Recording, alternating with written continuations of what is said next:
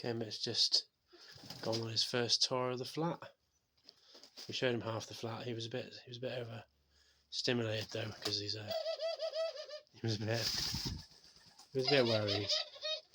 But he's back now. He's safe. Big step for him. Big step. It's so creepy because it's like every room they go in, they're like they don't know what to expect. But it's just a flatbed. See, you're okay now. You have some food, yeah? Yeah, see? Worked up quite an appetite, that, didn't it? Going on that little adventure around the place. Hey.